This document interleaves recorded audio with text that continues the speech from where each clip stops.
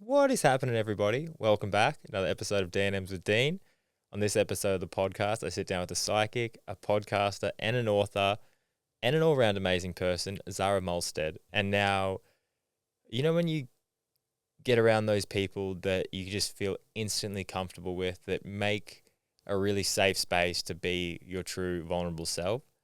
That is the kind of person that Zarah is, and she is incredible at making you feel safe and giving you kind of the power within yourself to kind of heal yourself and see what you need to be healed from and help you on that journey. So it was really good to sit down, chat with her, and kind of help me open up my own healing journey and see the things that she's doing with not just water, but with spirituality, and then looking within the different, realms of channeling, healing, and just spirituality as a whole. So really enjoyed this chat with her and just enjoy being around her in general. She's just a really nice, humble, soft, kind person to be around. So I really hope you guys get a lot out of the chat we have. Before we get into it though, quick word from the sponsors. If you guys are trying to spice up your morning routine, no better way to do it than with AG1. Now, one scoop of this in the morning, it's going to start your morning off right. Good for gut health, good for your immunity, and just tastes great as well. So if you guys want to jump on that, I'll throw a link in the bio and you guys can get 1 year free supply of vitamin D and 5 free travel packs. Just follow the link, follow the prompts, and you'll figure it out. But now, without further ado, here's a podcast with Zarah.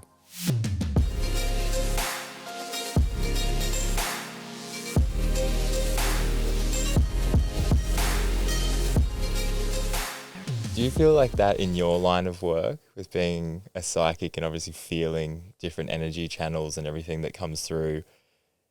You feel that very clearly when something doesn't sit right or feel right? It goes both ways for me. So yes, I can feel it, but I can also get wrapped up in their energy web. So for example, the Julian Assange saga, I can feel what everyone's going through in that desire to fight and to stand up. And so I kind of got wrapped down that lane a bit, but I needed to come back and stand in myself. Okay, what is my mission here on this planet? What am I here to do? And that's actually to just really hold for the self. So I can feel where it doesn't sit right for me to a certain extent, and I can also really feel what other people are going through, really feel the pain, really feel the saga, the drama, and that's why I can tune in so well. But as long as you're connected in with the sovereign aspect of self, it's always clear. It's always really clear what you need to do. So through having that experience with Kim and Natalia, it's led me to you, and we're sitting here now, right? And also that connection, I think when they're ready to go deeper levels of what's actually going on, they've positioned themselves so well, you know? So yeah, it's a yes and a no there. How do you find the best ways to get back to yourself is? Sitting in the breath. Yeah. Sitting in the breath. Really sitting still, sitting in a room by yourself or in nature, going out into the wilderness, into the water, and coming into your own space. Because we can get thrown around a lot with different energy currents on the planet or with someone we love, and then we mix and we mesh energy fields, and then we don't know who we are anymore. And that's one of the most common misnomers I think that's running, is that we need to have someone else in our life to feel good.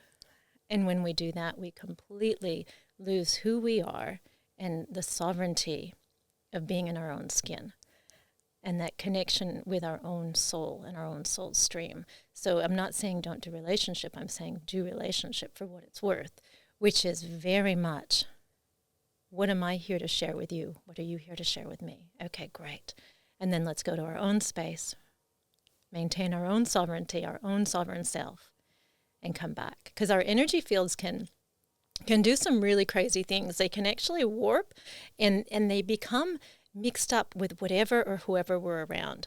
And so if you go into the breath, if you go into nature, it's going to clear your field instantaneously. And that's something I think that is so vastly underrated for anyone working in this space called Earth. Then it needs to come more to light. But it is about moving back in the rhythm with you. So we can learn from others, we can learn from teachers, but don't let anyone ever override what you yourself feel or think. You want two people to be a whole before they meet each other. So many times you won't be full, like you won't be whole, and you go into a relationship and that person will obviously make you feel good, lift you up, and do all these things that feel great, but you're not whole as a person, so you're not bringing your full true self to that relationship. And I think that's always going to be a part that makes it suffer. And, the whole idea is like you don't know what you got till it's gone. It's like you can't appreciate what you got until you sit with yourself to see what it was. And it's so often that people just are always together, like always every day they'll be together, and they kind of don't ask themselves, like, what do I want? Where do I want to go? What do I actually feel? And then you say, like, once you take out those distractions and you go back to the breath, you go back to yourself, you go, oh, that's where I need to be, and that's where I need to go. And like you say, when you're in nature as well, it's like a calming feeling that comes along with that. Do you find when you do support work or do see people, what's the most common thing you have people kind of coming to you for? And then what's the most, not surprising, what would you say, what is like the simplest thing that changes quickly? Like what, with your advice or what you do with them? My work is to help heal the heart, because everyone here on planet Earth, no matter who we are, we're looking to become whole. And the only way to go into that space is to look at every karmic thread that's ever run. So if I work with people, or when I work with people, and the whole premise of my book is to come back to the self, come back to sovereignty. And so that idea is a theme through anything that I will do, right? And the work exists so that you can be you. And when we become the fullest version of who we are, then we really have the opportunity to not just change our own lives, but the lives of everyone around us and the frequency here on planet Earth. And so the work in itself is kind of a misnomer, because I don't do anything, and I'm not supposed to do anything. I'm supposed to sit in presence and in space with someone to inspire them to become the greatest version of who they are, because they have everything they need right inside. But sometimes we have blocks or thoughts or ideals or energies that can stand in that way. And so my function and role is really just to move those out so you can see a bit clearer. So you can see who you are from an unlimited vantage point of source energy. And source energy wants you to know that you are the greatest gift that has ever been given to this world. It's funny you said that. I wrote something down that I read on your website, and it says, no one can heal you as the truth is. You are already whole. True healing occurs when you remember who you are. And that is the gift of this time-space dimension, because you can do that here. You can't necessarily do that anywhere else, because you have all the resources and the tools around you in any given moment in time, regardless of where you stand, to know you. And this is the place that we walk in, is blinders on, blocks on, but you can take them off if you sit in the breath, if you sit with nature, if you turn off your phone, if you put down the relationship when the timing calls. Because every signal on this planet is leading you back there, to that original essence of creation. That's the bit that we tend to forget as human beings, because we have so many distractions.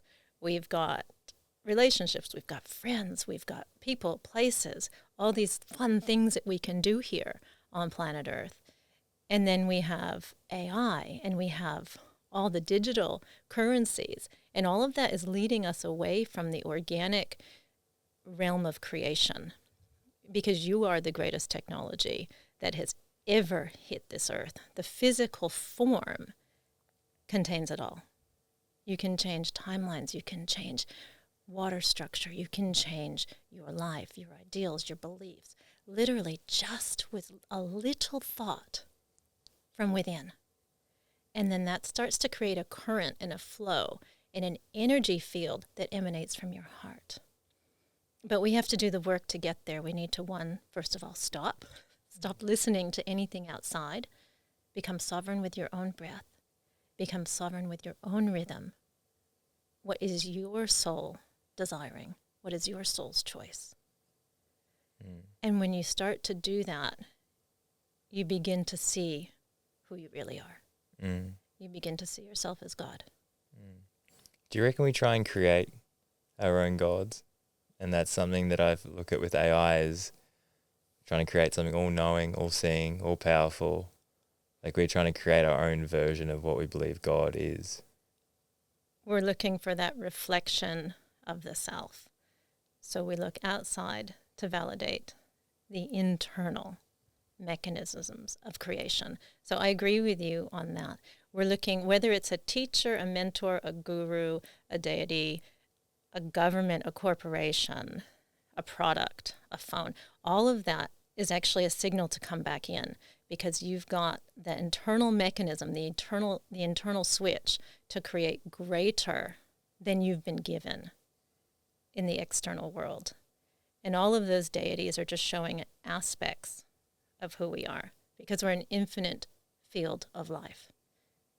The intelligent system, the intelligent design of this manifest world has gone far, far, far beyond what we can possibly fathom. What would be your definition of God? Kasuttukunayanasya, you. Your stream of energy from the original source creator.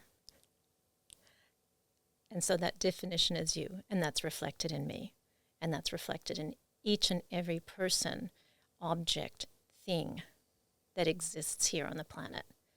And when you know that you have available to you an infinite energy stream of creation, and you know how to use it, then you create miracles, and you create realities, and you create worlds. And that original essence of creation has been held by a few. There's been a few on this planet that really know how we work as individual mechanisms of source light. And they've been using it to twist and distort reality so that you, me, most of the population doesn't understand how to control their own thought forms. So when I look at God, I don't look external, I look internal. The internal wisdom comes from within. I look at God as the mechanism of creation here on the planet and the creator. It's all one. So, if we come up to source light, we actually look at the internal dialogue within the self reflected in the external holographic nature of the world. And as you look at the external holographic nature, you see how you create. So your words are the first and most powerful thing inbuilt in human design. What you say, what you breathe, what you think is going to give you a linear focus in this reality. So what are you focusing on? That's your power right there.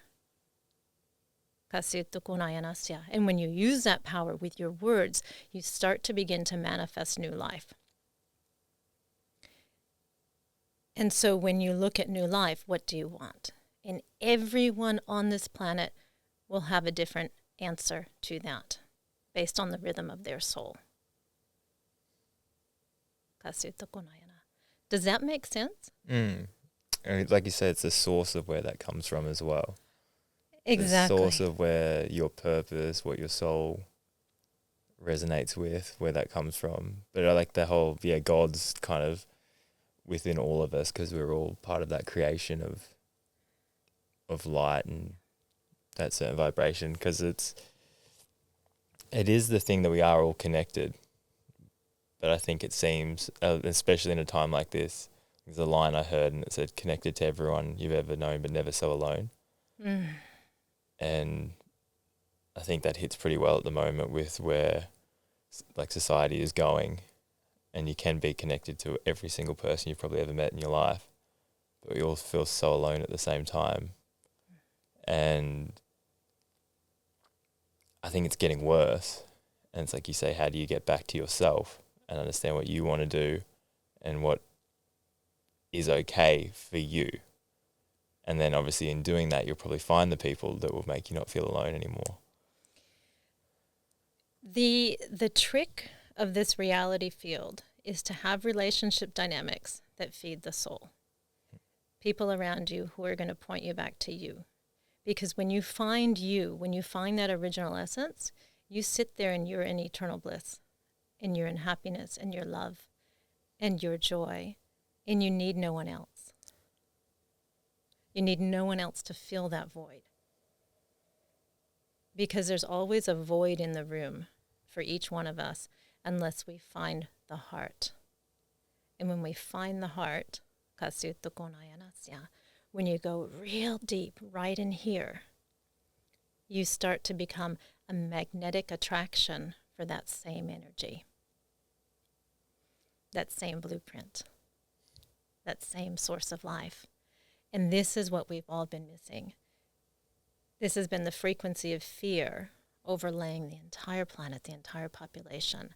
And the only way out of that rhythm and cycle is to go within. And most people are going to look, and myself included, especially in my 20s, in childhood, you're looking for someone else to fill that void. You're looking for something else to fill that void. And a lot of us, I think probably you included, correct me if I'm wrong, found it in extreme sports.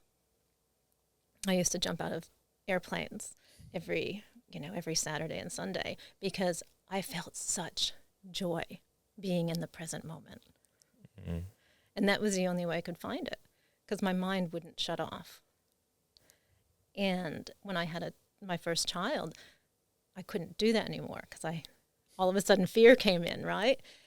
And the only way I could find that connection again was sitting in the present moment with myself. And it took a while to get there. But once I found that space, I didn't need anything extreme anymore. I didn't need to surf. I didn't need to skydive. I didn't need to, ride down hills really fast because I like that too. But, I didn't need it. I enjoy it, but I didn't need it to really fill the void. Mm. It felt like all of that was to fill the void.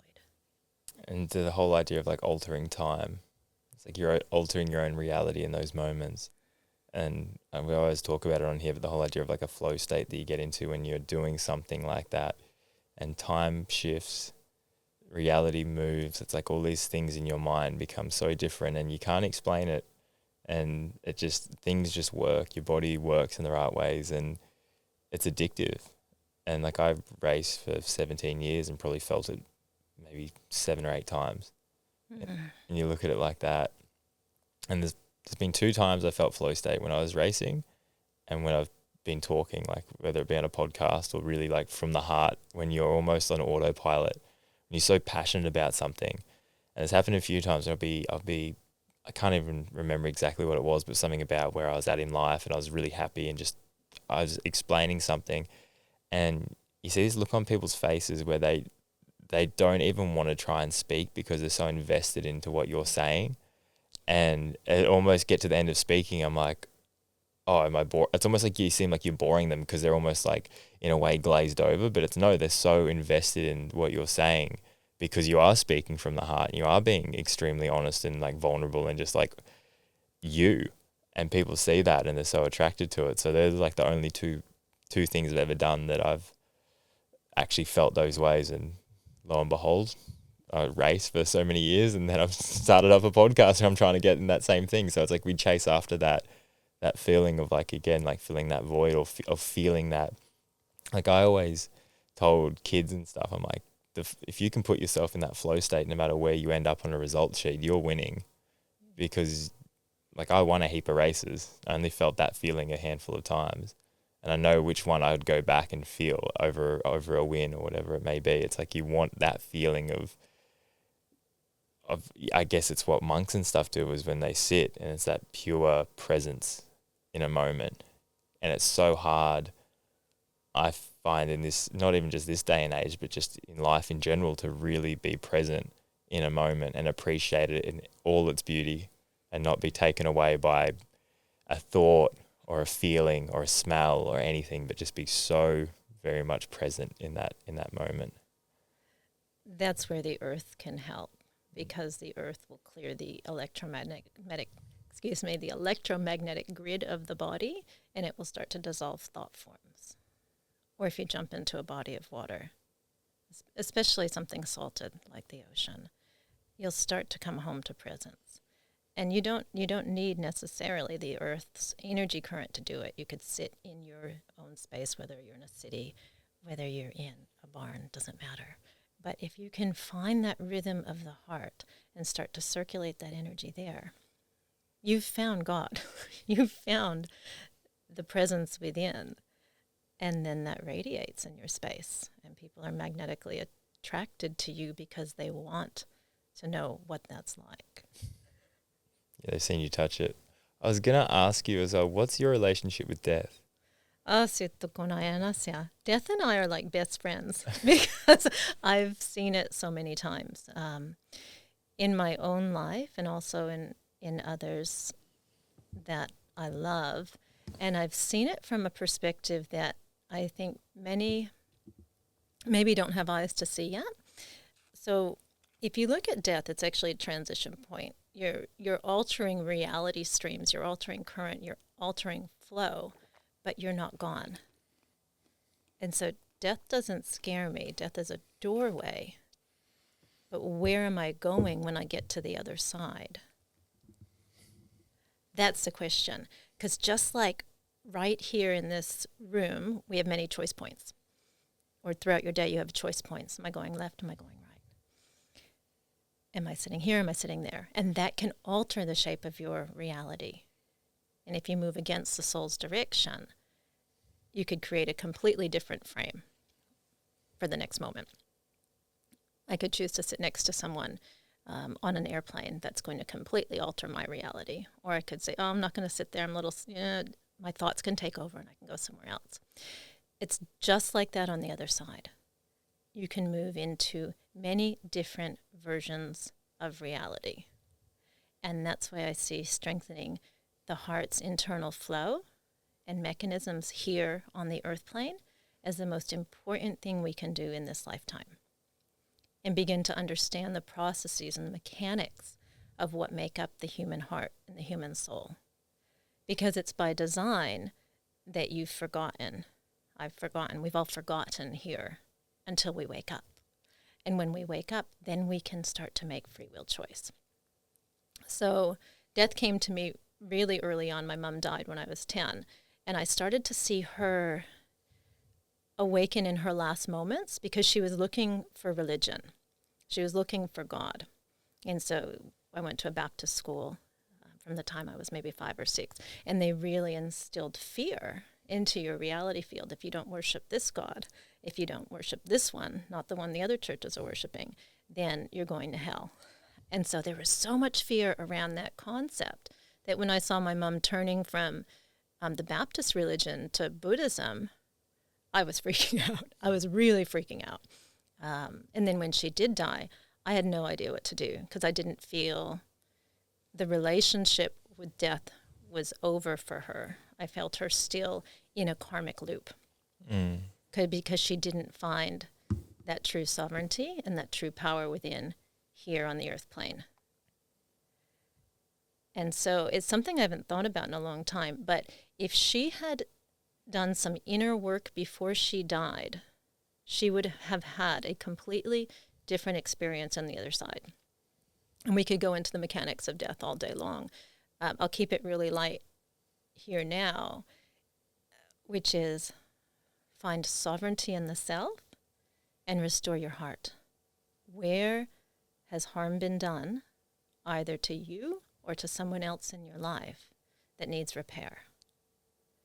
That's tying up the loose ends. That's finding the love for the other and the self, all in one relationship. And that's making amends. And it's so important before we die that we do that. So I always recommend, now's a good time. While you're here, while you can do it, yeah. Yeah, and that could be as easy as picking up the phone and saying, "Hey, I'm sorry that I did that and it hurt your heart. It wasn't my intention. I was just out of my own alignment, right? I didn't mean to do that." It could mean paying back that friend $10, whatever it is that you owe them, because there's give and take energy exchanges on this planet, and we want to find the rhythm where it's equal and it's in balance. And relationship's the best place to learn that. That's why so many of us are in relationship, is because we need to find where we can give and where we can take, so that it's in balance and harmony with the heart.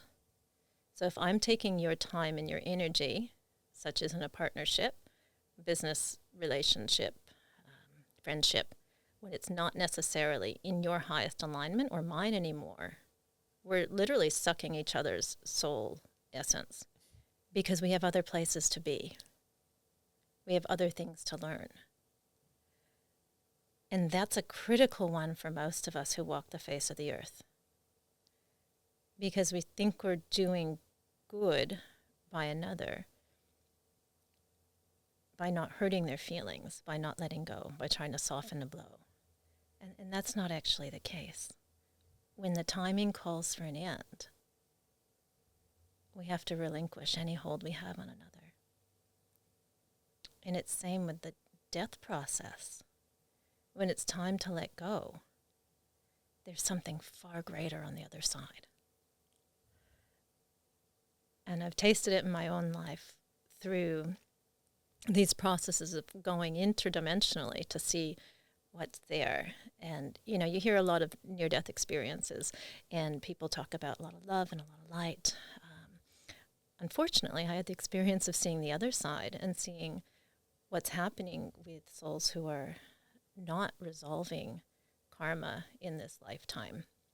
And when I say karma, I mean when there's so much harm that's been done that they forget who they are. It's either violence to the self or violence to another. And it's not pretty. And I won't go into detail, but it's all real, and it's all navigated here. This is where you find one. This is where you find the rhythm of your own soul, and you make amends with anyone and anything that you need to on the planet. And that's why planetary care is so important. Whether that's planting a tree or just saying thank you to the earth. Thank you for letting me live here with you at this moment in time. Putting appreciation back into your own grids can actually start to ignite that soul light. And like you say, the power of being the person to give out that olive branch, even if you don't want to. Like, how many times do you forgive someone that's been really stubborn, been really shit, and you give out that olive branch and you go, hey, I'm sorry about where this went, and then instantly they go, no, I'm sorry. But sometimes you need to be the one that comes forward and does say that, okay, even if you don't believe you were wrong, at that point it doesn't matter. It's like, come forward, be that one to soften the blow and see. And then even if they don't forgive you, you don't have to live with that feeling of, I didn't do enough, or I didn't do what I could have done. Like, it's so freeing to say how you feel, because if you say how you feel and it's still, you don't get the result you want, it doesn't kind of matter. Well, it's kind of like balls in your court now. I've said what I need to say. I apologized. I said that. And obviously there's different examples with different people and things, but it's like, if you feel like you've done all you can do and your conscience is clear and you can look yourself in the mirror and go, okay, I'm happy with who I am and my decisions that I've made, it's kind of on the other person now. And that can be seen in a heap of different ways. And like you said before, with like a relationship, when you can be in something that might not be serving the both of you, but you've said how you feel, you put it out there, you've been honest, and whether that person feels the same way or doesn't is kind of on them, because it's like, I can't say or do any more. I've been straight up, I've been honest. This is who I am. This is all of me. If you don't feel the same way, that's okay. But that's on you. And you have to live with that decision, whether you stay or go. But I think it's that at least if you know you're honest with yourself and the situation, you shouldn't have this guilt in your mind that you've done the wrong thing.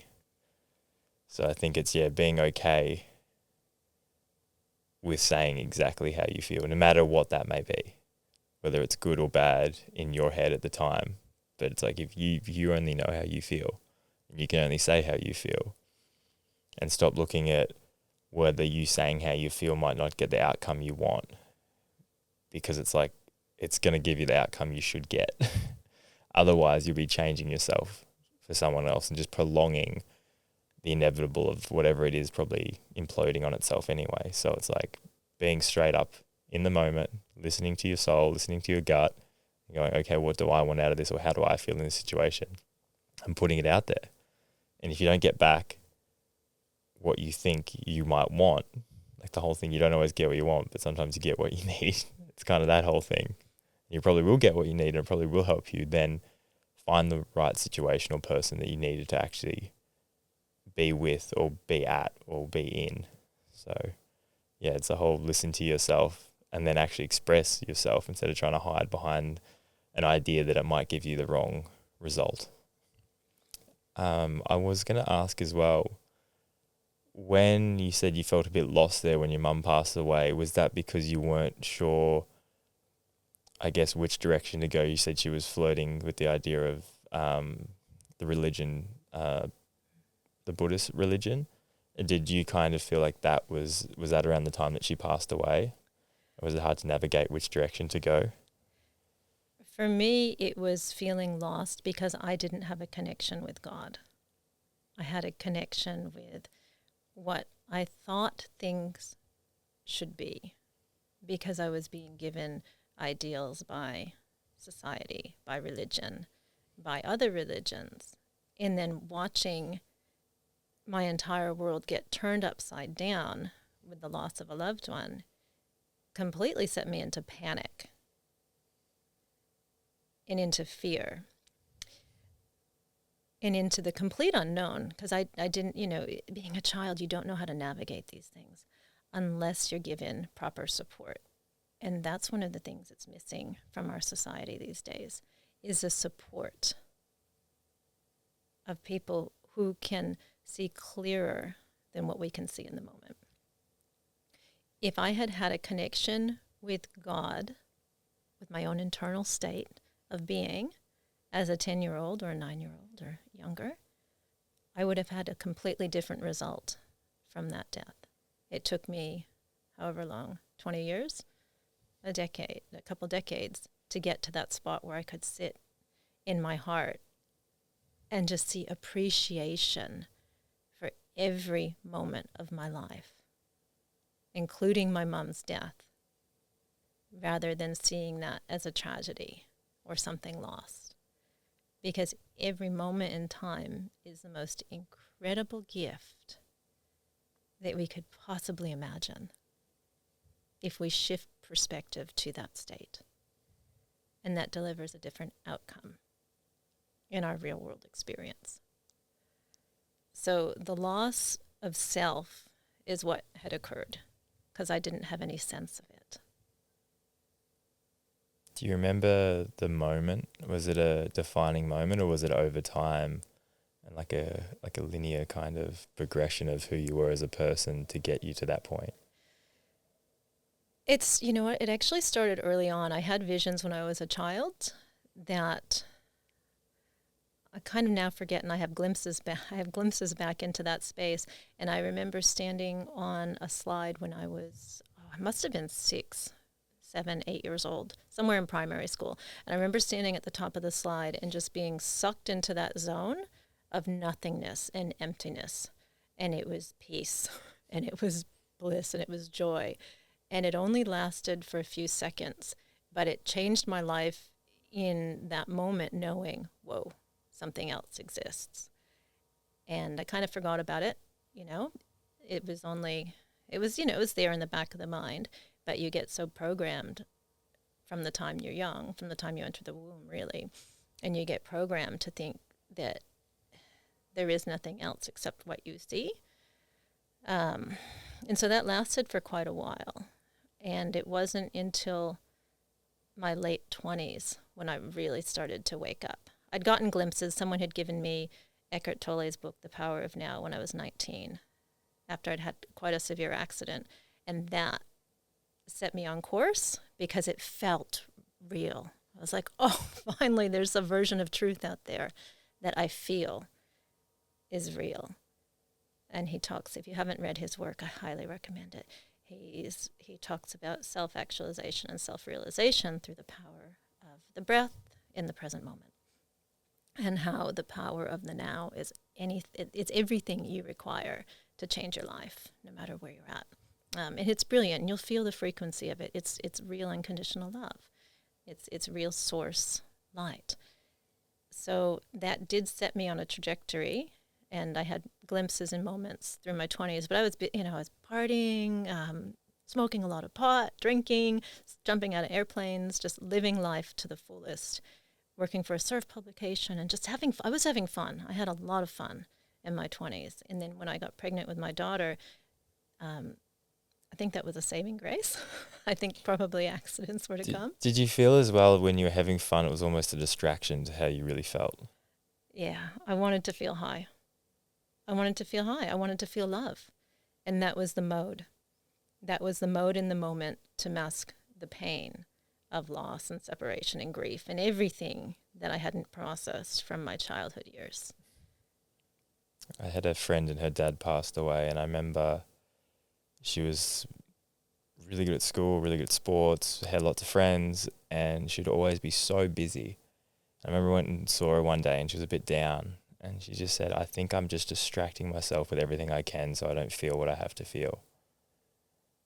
And it was pretty heavy to hear that, because it's like, I think you look at someone that's happy from the outside and you go, oh, you've dealt with the pain, you've done the healing, you've done all that. And then them to tell you, no, I've just been really distracted with all these other things in my life, so I didn't have to feel what I had to feel. And she obviously had to go through that. It was just delayed though. She had to, I think we all have to grieve at some point. And it's probably better to do it sooner rather than later, as bad as it might feel.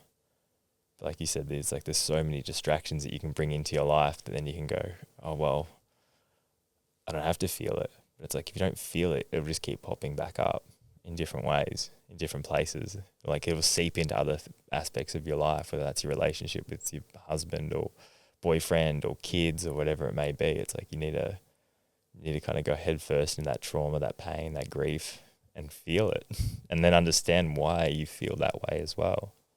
How did that go when? So you said you've had your daughter, and that was did that kind of center you in a way to go, okay, I need to deal with this in a different way than jumping out of planes and going on surf trips and whatever else you were doing? That wasn't the awakening moment, but that was the life-changing moment to put me on the path of spiritual awakening and self-discovery, because I couldn't use all of those tools I was using to cope. And I remember I was on antidepressants as well, because I couldn't cope with my new normal.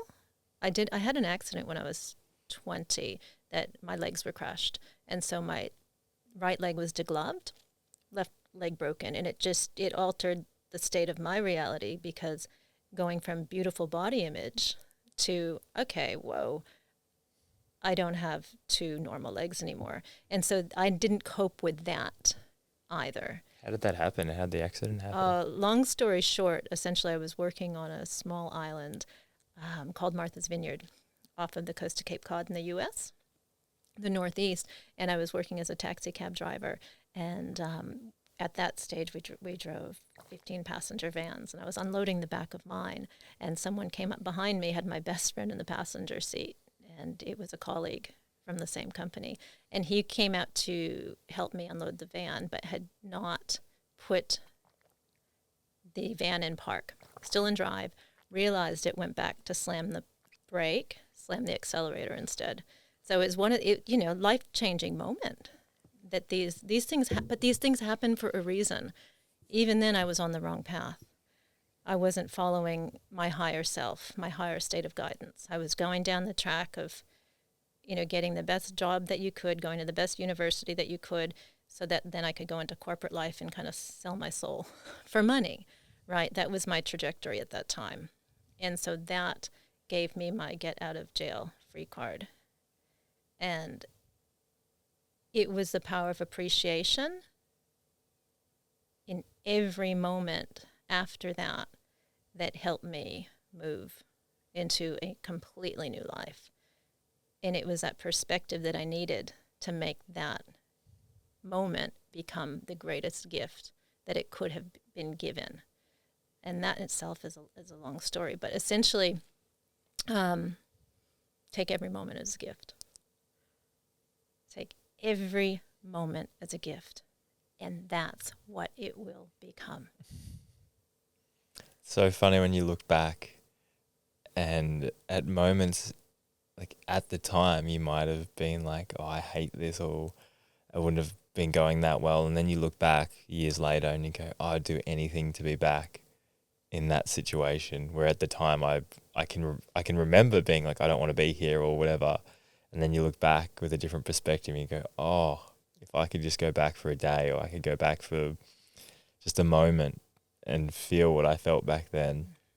And I guess that's the whole thing of trying to really appreciate a moment in a moment. And it can, like you say, be difficult to be at presence. But then, like I read this thing and it was just like, think about when you're 80 years old, how much you would pay and how much you would give to be in the very moment you are right now.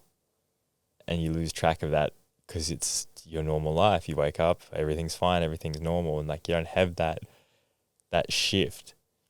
But it's like every now and again, I'll see someone that's like elderly and they'll have like a walker and someone will be helping them. And I'm like, that's going to be us. All of us. If we're lucky enough to get there, like not all of us will even get there anyway. And it's trying to have that perspective to go, I am so blessed and so lucky that I am where I am as healthy as I am, and I get to do what I get to do. And with the injury I had, that was like a big, oh shit, like this could all be taken away like that. And I think in those moments, it does give you that real clear perspective shift of everything can get taken away in a moment. And I don't think that should scare you, but I think that should like uplift you into going, okay, well, if it can all get taken away, let's enjoy it while it's here and not be scared of it getting taken away, but just know that it's there and know that it can change. And obviously when you had your accident, that would have changed everything for you in that moment. But then, like you say, looking back, you can appreciate that why it happened because of what you got out of it. What happened was interesting because I didn't regret it for a second, even when I was still lying in a hospital bed. I had a team of guides around me. Some people may call them angels, and they were helping me feel appreciation and gratitude for where I was at. And so because I stayed in that frequency band of appreciation and gratitude, even though the moment was not kind, didn't seem kind, right? Because there was pain and there was grief. I was still living in this energy field of love, and that helped catalyze all the good things to come.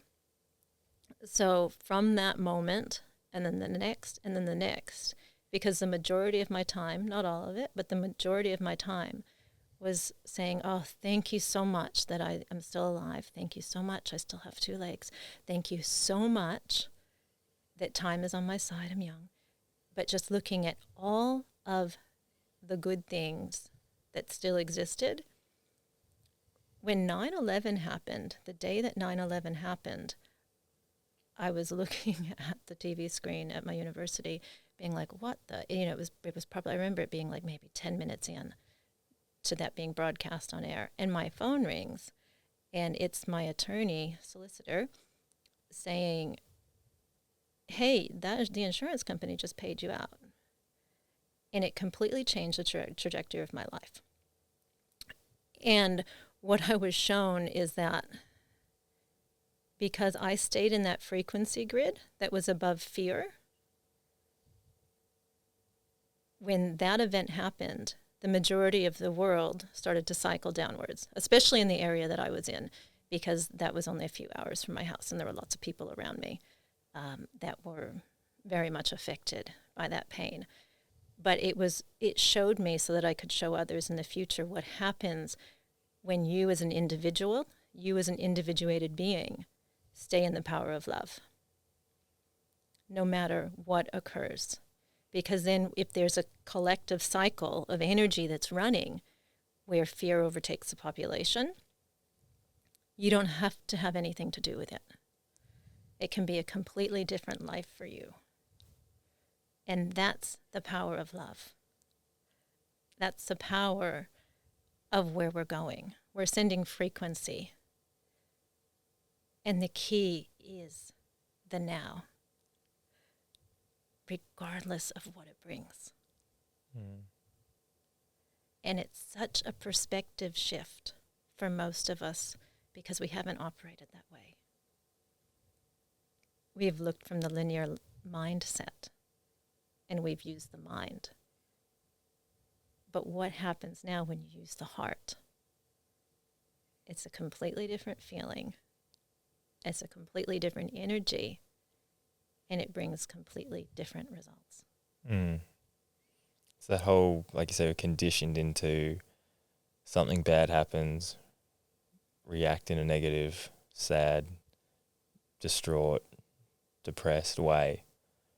And it's no, like something bad can happen, and like you say, it can be the best thing that could ever happen to you. And it's having that self-awareness as you go through it. Like you're saying, you're in hospital and you're laying on that bed, and I can relate to that when I was in America and I was laying in bed and in the hospital bed as well.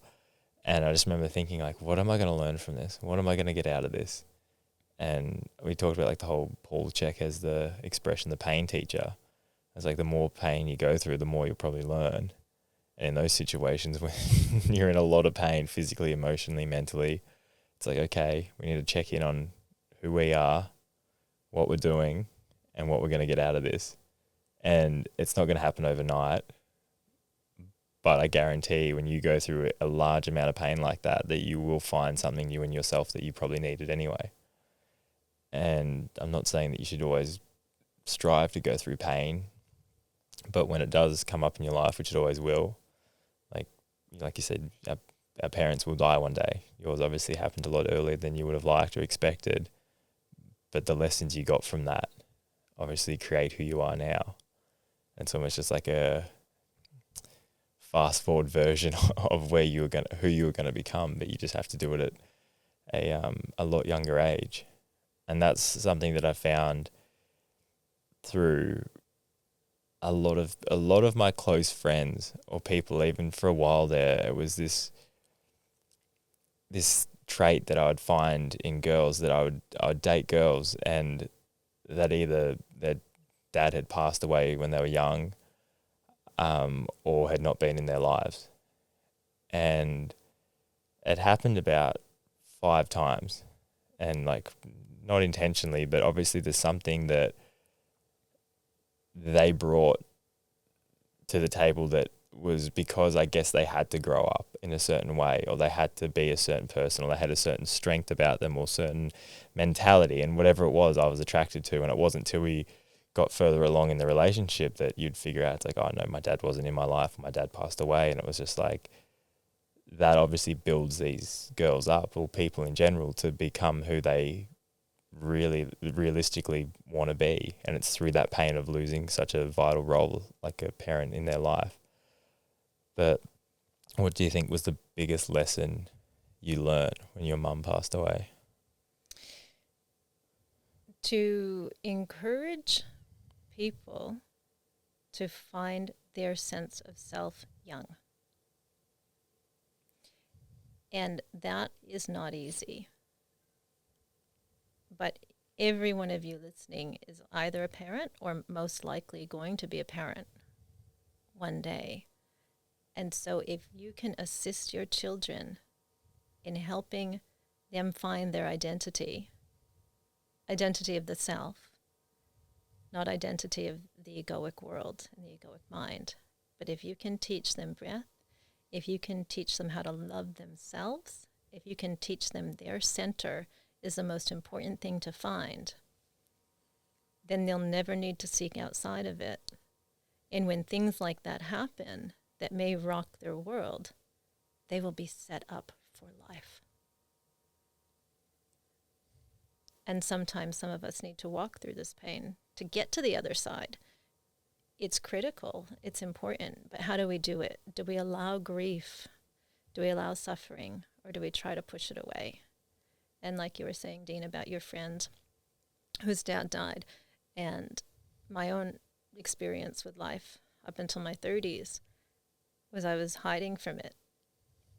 And it wasn't necessarily until my later 30s even. It started early on. It started when my daughter was there, but really allowed that suffering and that pain to be rather than resisting it. Because it's so easy to resist it and to fight. That's what we're trained to do, fight what you don't like. But if you can sit with suffering, if you can sit with pain, if you can sit with grief, and if you can cry, and if you can really allow it to come out, if you can shed the tears, that's what changes the momentum of your life, because you're no longer operating from trauma. You're no longer operating from pain. You're no longer making choices or diving into relationship because you're trying to fill a lonely void. And grief does that for us. Suffering does that for us. It gives us a gift. It gives us a moment, an opportunity to jump to another timeline, to jump to another frame. And so I think there's this cause in life that requires us to be exactly where we need to be at any given moment in time. But most of us want to resist it because it's not fun. But if we can sink into it, regardless of what it is, that's where we get the most growth. That's where we find the most change. But if we're not willing to dive into the heart, which doesn't just contain lightness and love, it contains all things, if we're not willing to dive into that space, then we're still sitting outside the self. We're still sitting outside the bigger picture of who we are. When you're dealing with people, what do you think the biggest thing that is their resistance of why they haven't come to you sooner, or when they have come to you, why they haven't gone into that? Because it doesn't feel good. They just don't want to deal with the pain. We as a species don't want to deal with the pain. We don't want to look at the hard stuff. We want to avoid it. We want to take drugs. We want to drink. We want to focus on love and lightness. If you're into spirituality, most people will run to the light to avoid the dark. We don't want to look at the shadows. We don't want to look at the grief. And when we do, that's when we're going to jump to the other side and make a life that's fulfilling and rewarding beyond what we could possibly imagine. How responsible do you feel in those situations when you are dealing with someone like that, and you obviously want to help them, but within helping them that you're going to obviously bring up this stuff that could also hinder them? Like, how do you balance the two? I make it very clear to anyone who works with me, you got to be willing to feel the pain. You've got to be willing to walk to the other side. And if you're not, that's okay. We can go where you want to go, but we're not going to get the real results. We've got to feel the suffering. You're opening up the door to healing, but the door to healing goes, the good and the bad can come through it. Absolutely. And what I see when people are really willing to relinquish the self, meaning the egoic identity, and come to terms and come to peace, healing comes straight away. So I've worked with people who are they're like these quantum masters in disguise. Everyone is, but some souls are much further advanced. So they've suffered neurological pain and damage through the nervous system. And they're able to turn their quantum networking system back on immediately to heal if they can get out of the emotional pain and the judgment of what others have done or the judgment of what they've done to themselves or others. And it's been fascinating to watch because it shows me how capable the human processing system is. And so if we turn to drugs or medication or anything to mask the pain, we're missing the real gift of the human heart. Because when someone can really forgive and accept all things just as they are, they can make these incredible shifts in consciousness that defies time and space. They can change matter. So when someone's ready to get to that space, that's when the real healing begins, because that means they're taking back the full power of what this quantum operating system called the heart can do. And that's when you see advanced beings come online. Mm. And there's not many around yet, but they're coming. You're one of them. I can see that straight away. Trying to channel something. Yeah, they're coming. And I'm talking about the real gift of God within that can create miracles in the cell, in the cellular state. Because we're looking, again, at these deities or at these ideologies of what God is, but it's actually in the blood. It's in the veins. It's in the human genome. And when you get to that level of processing, then you find God. Then you find the spark of life. Then you start to move matter with your mind. And it's really cool to watch. What would you say for like skeptics that would, when you would say this to someone, what would you say to them that wouldn't believe in this or wouldn't kind of see it the same way that you do? I would start to do a search on YouTube and Google and just look up miracle healings. And you will find people all over the world that are experiencing phenomenal results just by dealing with pain in a different way. And so definitely don't take my word for it. Do your research. Always do your research, no matter what you're presented with. And then tune into the self. How does that feel? The mind will want to give a block, right? Because the mind will want to know answers. But some things defy gravity. It's just going into things with, I think, the open mind and not that, again, you're conditioned to think or feel a certain way. And it's just going into, I don't know. It's like when you break it all down, you can, like, why we're here, why we're on this planet, like the source of everything. Even just say, I always say, just say you did find a God and he came down. It's like, okay, who also created you? And it's just like this never ending, like Russian dolls of existence. And I think it's one of those things where it's like you could spend your whole life questioning something that do you really even want to know the answer for? It's like the whole, what is it, Guardians of the Galaxy is like 47. And you're like, well, what do you want? Do you want more? Do you want less? Like, well, that's like as silly as it sounds. It's like, well, how far do you go down this rabbit hole of trying to explain something that doesn't really have an explanation? And even if someone does come up with the best explanation you've ever heard, you go, okay, well, who came up with that? And it's just like this never ending. So that's just in my head. So it's like, if you can't actually explain why something is, just enjoy it for what it is instead of trying to break it all down. Sit in the moment, see what occurs for you, and also go to the quantum spark within. So we've been taught to look outside, like the Russian doll analogy. We're looking external. So, okay, the cosmos, the universe, how infinity exists. But what if you went the other way and you started to look back into the cell and the cellular light and the cellular flame? You're going to find an internal engine and an internal spark and an internal dialogue that set the whole thing alight. Mm. And that's what I see as the God spark and the God flame. And then it replicates. Even just consciousness. Explain consciousness. Consciousness exists because you were you. You were that original force, and we're living in a holographic reality that gets to reflect it and bounce it back. So the you are me, I am you dialogue and that whole dialectic, I see that as eternal existence. Well, I think it comes back to the whole thing, you being accepting of death, is because, and I'm accepting of it as well, because I don't believe consciousness dies. I like you say, it just transforms into a new thing.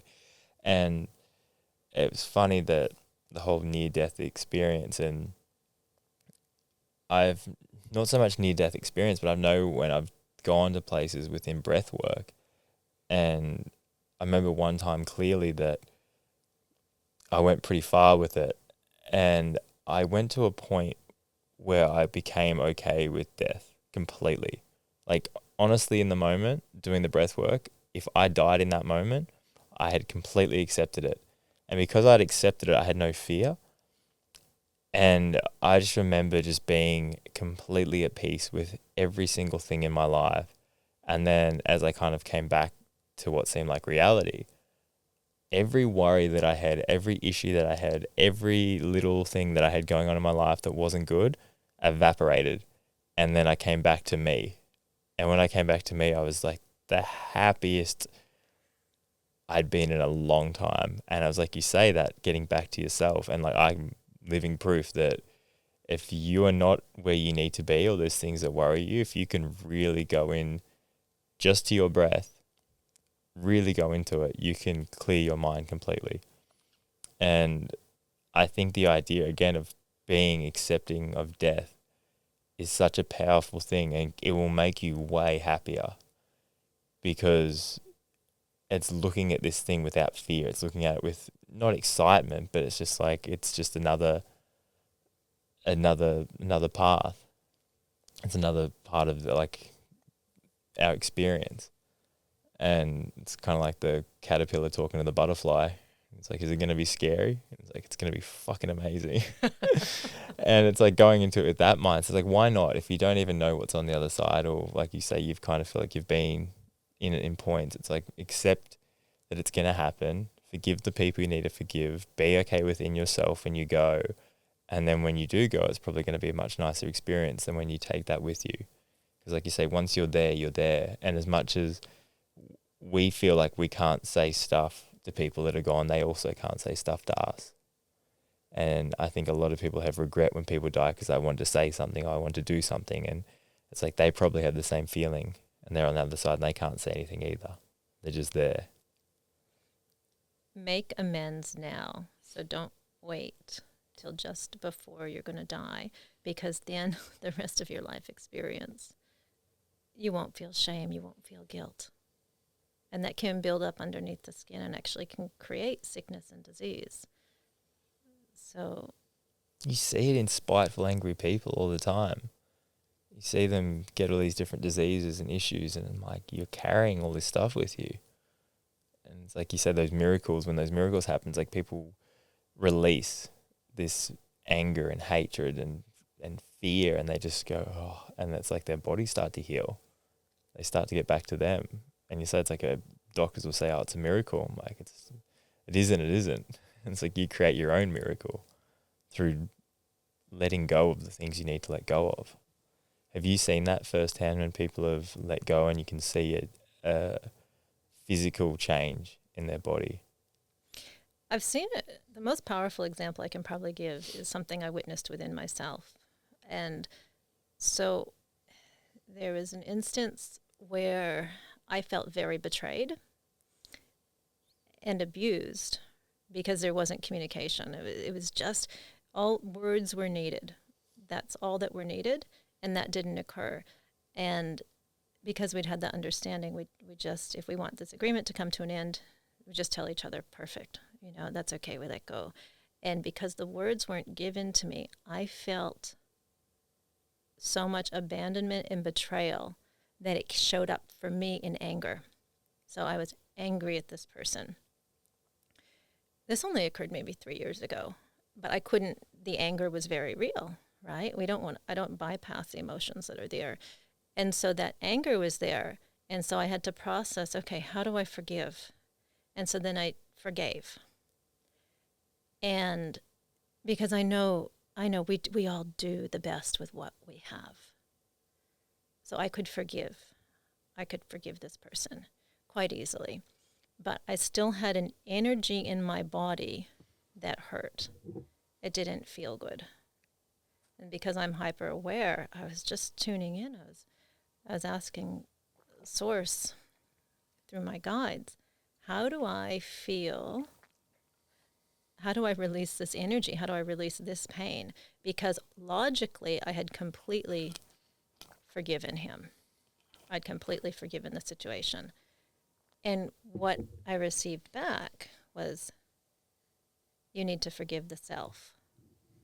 And so with that understanding came this wave of energy. It just washed through. And it was the most palpable, powerful current of forgiveness that I got to physically understand.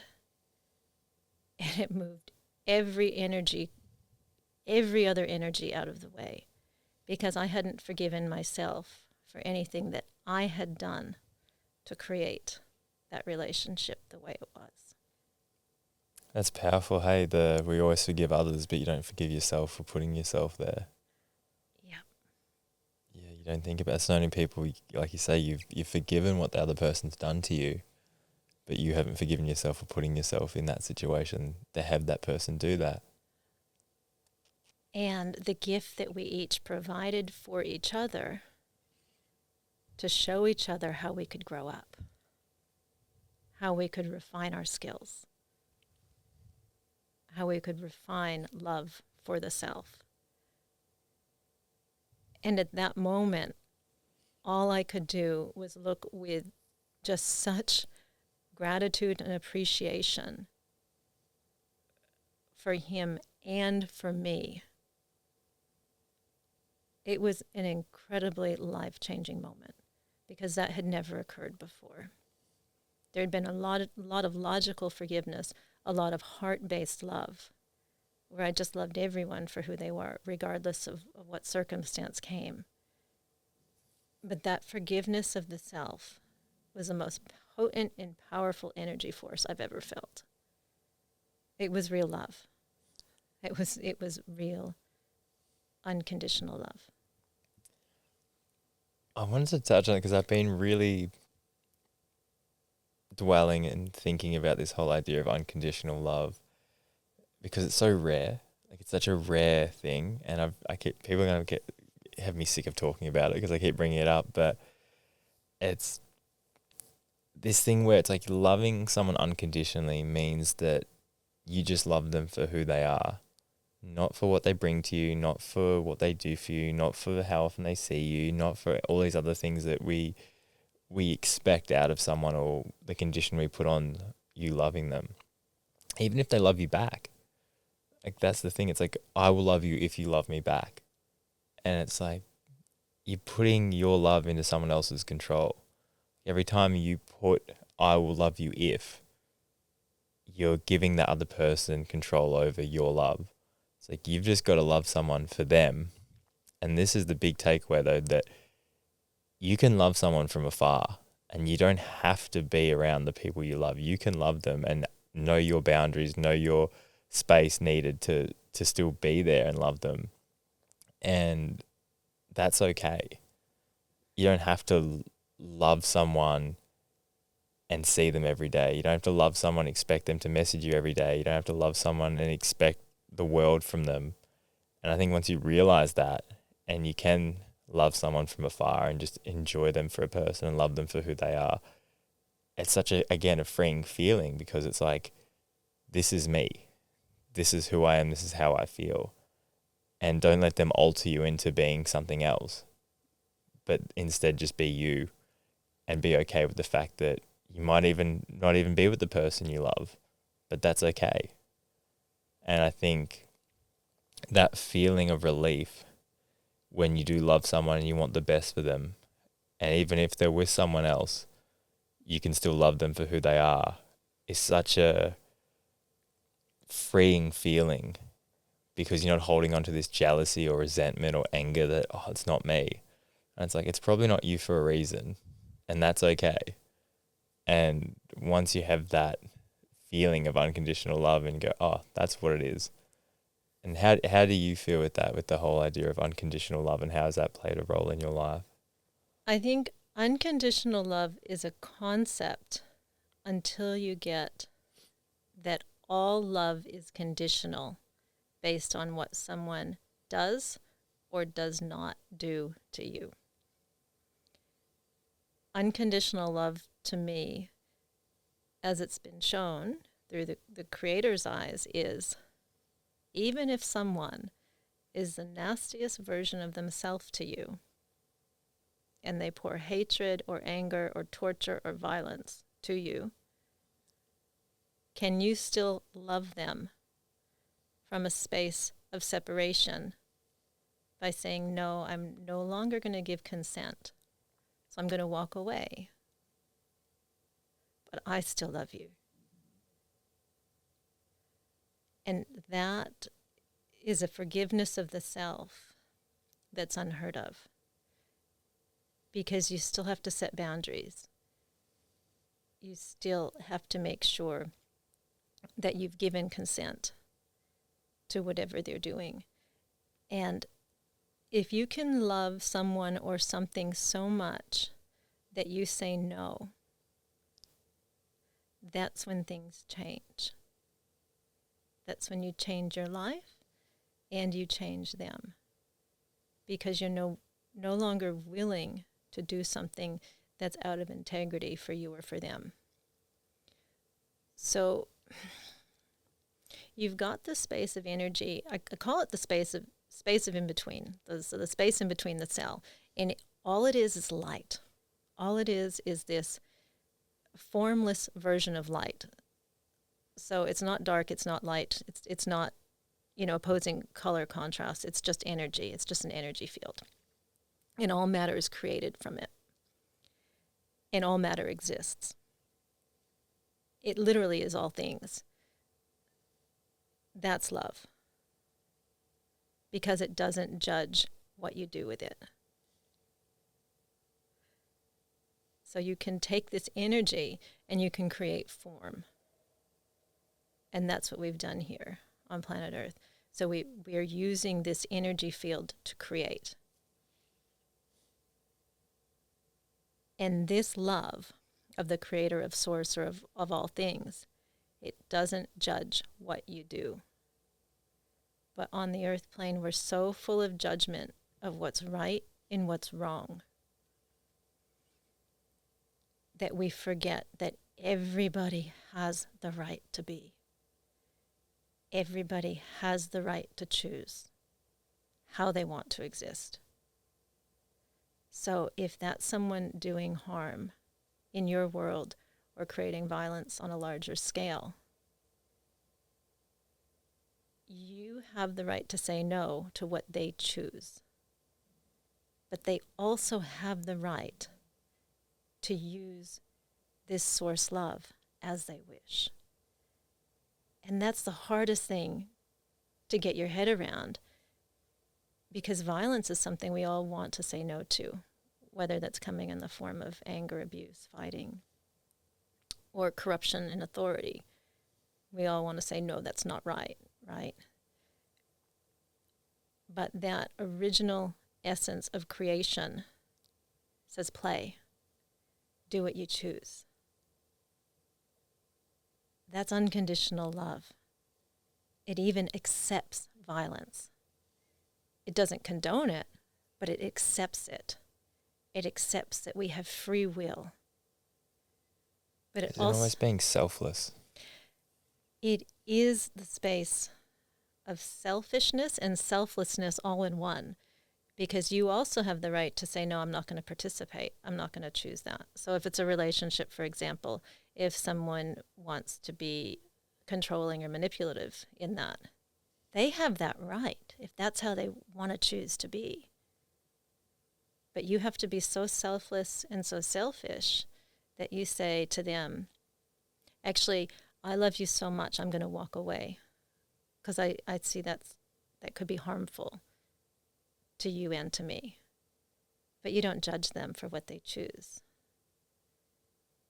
And because of the way we've been trained on the earth to make things right or wrong or good or bad, it's a space that not many of us get to be. And it's a hard space to hold. It's a really hard space to hold. But that's what I see unconditional love as. Mm. It's allowing us each to perform and to choose how we want to choose. No. I almost feel like it's more of a therapy session in a way, because I definitely need to hear some of this for sure. Because it is, yeah, it's a tricky one to navigate, especially obviously you get feelings involved with something, and it does almost, you kind of know the direction you need to go, or you know what you need to do, and then feelings and love and stuff get involved, and it wipes the board clear of any decision making you thought you did need to do. So, And that's the trickiness of it, because most of our decision making is coming from pain. It's coming from unprocessed emotions or trauma that we're still holding on to. and running away from more of it. Yeah. Yeah, exactly. You don't want to go through hurt to get to the other side.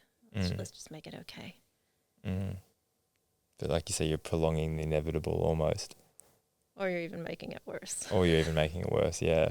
Because that unconditional love, that space in between, it doesn't want anyone to hurt. It's not about harm. It's about fulfilling your destiny, which is to come back to that space of love. But if you hold someone else down on that particular trip, right? If you actually create this karma where you don't allow someone else to breathe and center in their own version of the truth, then you harm both yourself and them. And so it's this tricky space to navigate, because to know it, you need to know what it feels like. And to know how it feels is to give up everything that you've ever known. And that's where the breath can take you.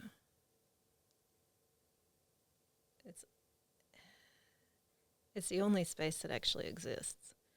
Everything else is creation, unfolded as the mind has made. Yeah, it's where the clarity comes in. Very clear clarity. Talking about breath, we'll segue over to something that's also very important, is water. Now, it's pretty insane. When I grew up, we always drank rainwater, and you obviously get accustomed to what rainwater tastes like. And then you'll come to a city, or you go to a bigger town, and you'll drink the tap water, and you'll go, what is in this? Because it doesn't taste anything like what I was used to. Now you've created something to put in your water. Can you explain exactly what it's called and what it does? Sure. So water's, in essence, the life force of creation. Keeping it relatively simple, water tends to transmute thought and alter energy streams if you know what it can do. And because this has been a controlled society, and I see it as a slave state, because fear has been the dominating energy force on the planet, it's been manipulated. Water has been manipulated essentially to fulfill that agenda, to keep you in a slave state where you don't know your own power of your breath. You don't know the own beating of your heart. And water can help get you back there faster. So it's been manipulated with frequency and also with particular contaminants. Now, contaminants don't matter if you can alter the frequency. But if you can't alter the frequency, then contaminants mean the world. So right now, through tap water, we have running fluoride in most parts of the world. We have chloride. We have pharmaceuticals. We have all sorts of agro-industrial chemicals that are seeping into the water system. Even rainwater, as pure as we think it may be, and it is a pure version of that source, of the water source, because it's coming through vortexes of energy, through natural grids, right? It's gone through a purification process as it's entered into the water stream through the clouds. But as it sits in the tanks, it starts to revert back to the original form before it went through that process. And so if you look in the sky, we're in a closed loop system. Okay, let me start with that. We're in a closed loop system. So everything that's circulating through the rain has been circulating through the water itself on planet Earth. And unfortunately, we've polluted it. We've really polluted it with toxic components. Everything's going to sink back into the water table in one form or another. And if you don't remove those contaminants before you drink them, they actually alter the state of your body because they'll start to build up in the cells.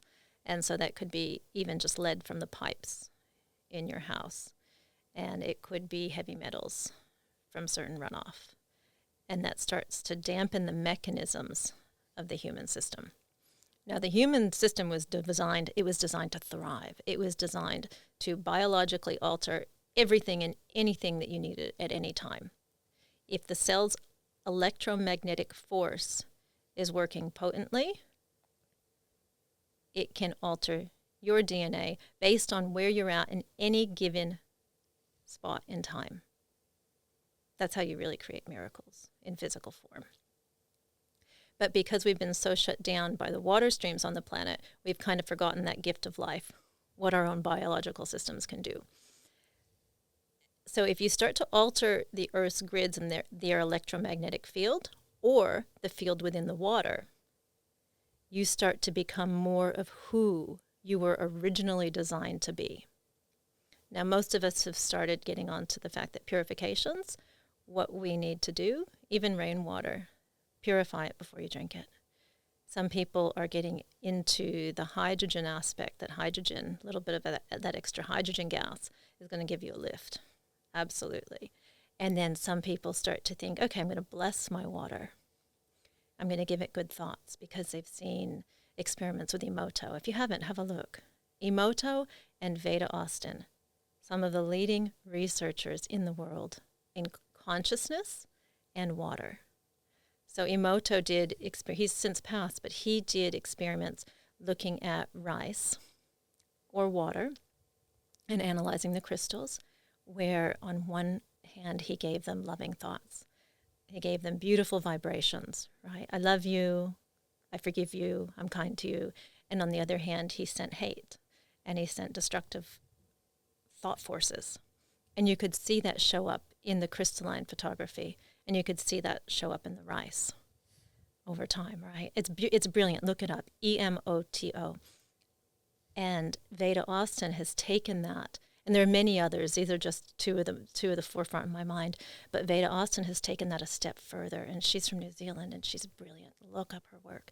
So she's been able to photograph and capture how consciousness shows up in water. And she has people around the world doing this. So she'll give the water a thought, and it will literally show up. It will literally show up as a fractalized image. So it could be a bird. Thinking of a bird, putting the photo of a picture of a bird, and the water will actually mimic it. I'm talking crazy stuff that is captured scientifically. How so? Like it just comes up as a crystallized image of a bird. Literally, yes. Literally, you're programming the water with your thoughts. And you do that every day with your own self-talk, because our bodies are made up of what is being considered by forefront science now 99.9% water molecules, 60 to 70% volumetrically based on where you're at in your life. But if you're looking from a molecular structure, there are scientists that are saying, oh, we could actually be just about all water. And she's showing how consciousness affects what occurs in water, and she's showing it brilliantly. So water is the stream of life. Water is capturing the stream of life here on the planet. So if you can put your water in an energy form and in a vibration that alters the matrix around you with love, you start to see a different reality show up. So that's what I'm providing in Life Effects. So Life Effects, living water droplets, they're primordial source minerals. So they're coming from biotite. They're coming from black mica in Japan. They've been given a heat extraction process, so they're liquefied. And you add 1 ml to 1 liter of any water, and it will literally take any of the contaminants. So we're talking fluoride, chloride, heavy metals, pharmaceuticals, agro-industrial chemicals, and they're flocculated from the water stream, and they show up as a sediment. They coagulate and they show up as a sediment at the bottom of your container. So you're physically seeing scientific proof of cleaning the water. And what you have is you have an altered structure due to these minerals. So you have H3O2. And then you actually have a highly charged conductive medium in which to put your thoughts. And it starts to alter the body's electromagnetic grid. And then the body can start to operate as it was designed. And so for me, what I've witnessed with these minerals over this time period is that if I put my own thoughts and vibrations of love into the product, into the brand, it started to alter how people felt. They started to feel love. My first investor in this project, she just called me up one day and she said, I just know I need to have some of those minerals. And she wasn't willing to try them. It was probably a year after I started, because she's a big environmentalist.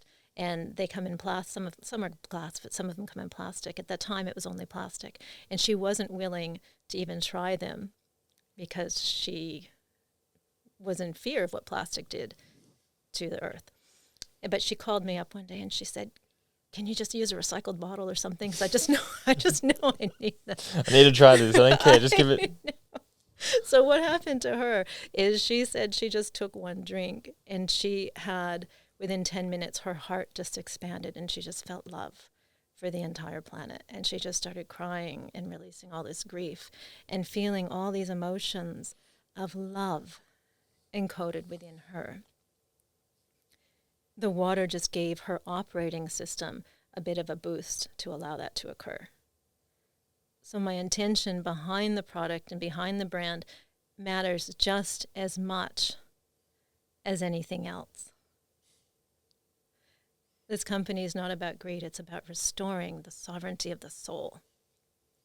And because that's my intention behind sending it out, it starts to create these energy waves to signal that for whoever drinks it. People seem to pick it up where they're currently at in their consciousness. So for some people, just because it's highly mineralized, highly charged, hydrating water, they actually feel the results and the benefits of hydration and what hydration does to the cell. So athletes and intuitives, they're the ones who seem to pick it up the most because they're the most sensitive with the physical form. Or the energetic form, right? With the sense of with the intuitive, some of them are showing how it's altering, fifth dimensional consciousness. But the athletes are just like, whoa, I can feel it buzzing in my bones. It depends where we're at, and some people don't like it at all. Some people aren't interested, and I looked at that and I see it's actually a lot to do with the self-worth and how we're really ready to care for our bodies, how we're really ready to care for ourselves. Because I'm wondering, is something wrong with it? What's going on? And it always comes back to, no, we're not ready to receive that yet. We're still going through our pain. We're still going through our suffering. We're still going through our growth, because pain's where all the growth lies, right? But it can really assist consciousness expansion if that's what we're ready for, or it can just assist the physical body in coming up to the shape that it was originally designed to do. So we're looking at water purification aid. We're looking at it as an electromagnetic buzz for the body's cells. And we're looking at it, if you want to go there, we're looking at it altering DNA. And I can show you some different results in labs and also from firsthand accounts. And what we've been witnessing in animals has been quite interesting. But it's really showing the intelligent design that our bodies were designed to have. And water's where it starts. Water's where it begins.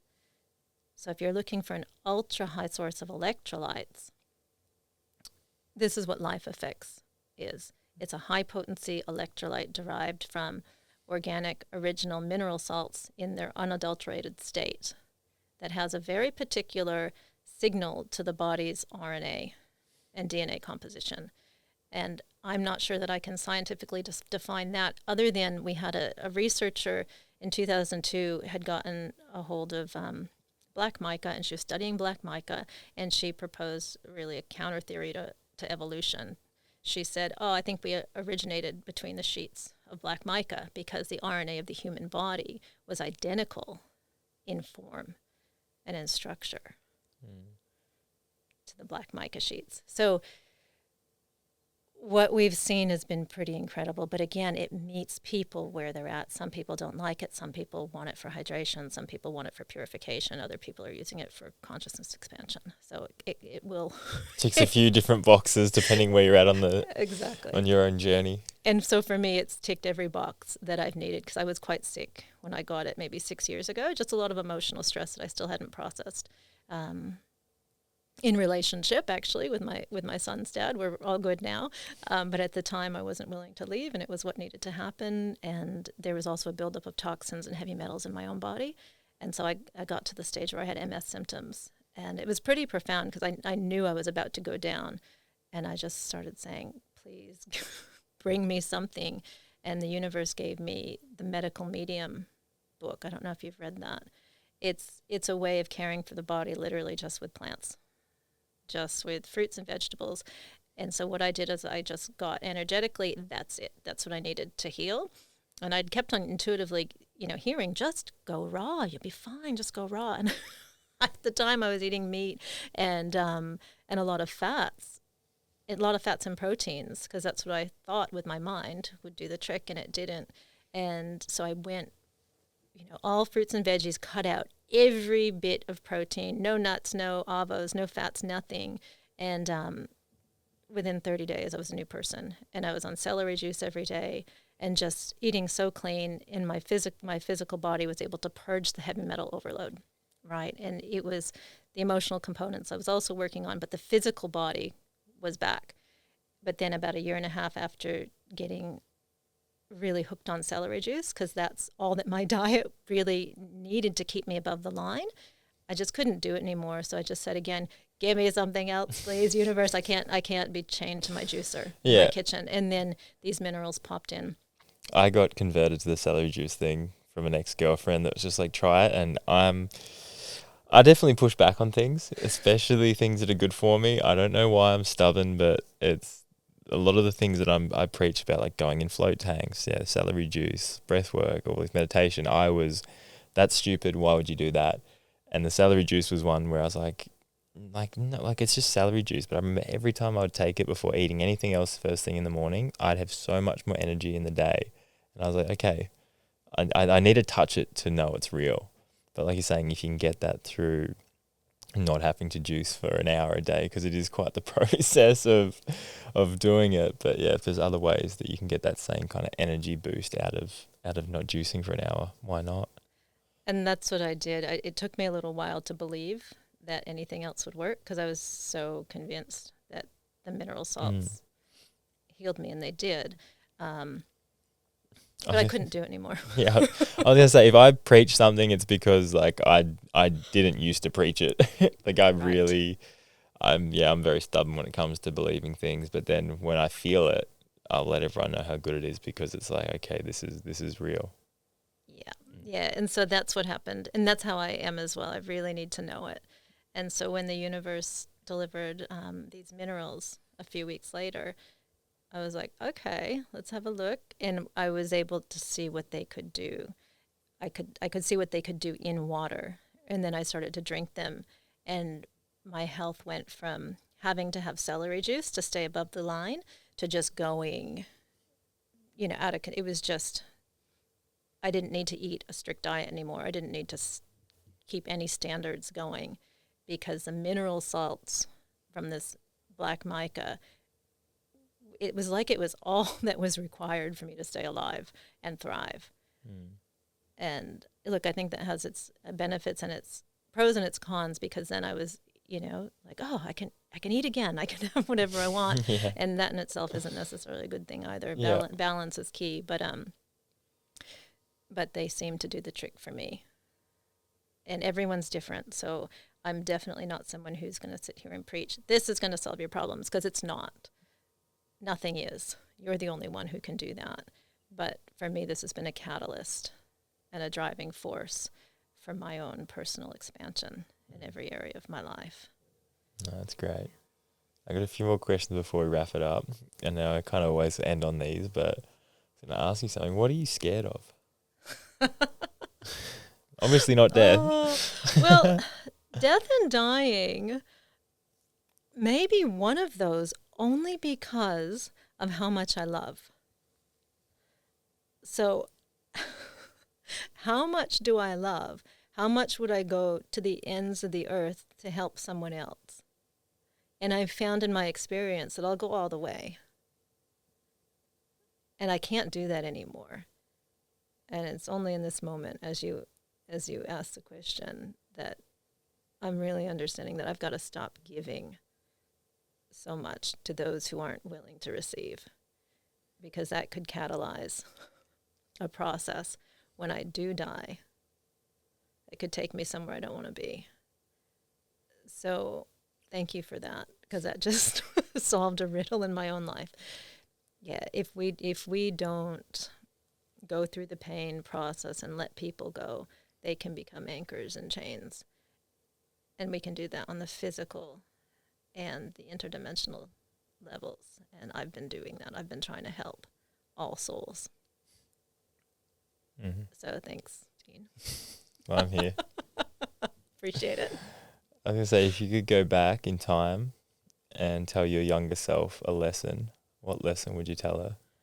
Love yourself just the way that you are. You don't need to look better. You don't need to do better. You don't need to be better. You're perfect right now. I like that. And the last one, when you are gone, how do you want to be remembered? Someone who's changed the world from the inside out. Someone who's found love within. Perfect. Well, Zarah, thank you so much for coming on. I'm glad you can appreciate and enjoy the space here and feel comfortable to share all your thoughts and wisdom with everyone and myself, and definitely got some things out of this that just make me appreciate being able to do this, because it's like lessons for myself, and it's like anyone else listening is a byproduct, and doesn't matter. It's sometimes like, okay, I need to actually hear certain things. So no, I really appreciate you coming on. Thanks so much. And we all do. And you've given me some feedback as well. That's a real catalyst for my own life. So thank you. Perfect. So much appreciation. All right. If people want to find your book, where would they find your book, and how would they get in contact with you if they want to do a session or see you for anything? The book's available on Amazon throughout the world. If you search The Heart's Portal, Awakening God Within to Navigate Beyond Great Divide into New Earth, just search The Heart's Portal and you'll find it. I'll put a link in the show notes and stuff as well. Perfect. But yeah. And if you're in Australia, it's also available at lifeeffectslivingwater.com, where you can also find Life Effects and learn more. You can see the lab tests and hear results. Amazing. We'll link it all to the people and Okay. get it out there. Perfect. Awesome. Thank you so much, Zarah. Thank you so much, Dean. Okay. Bye.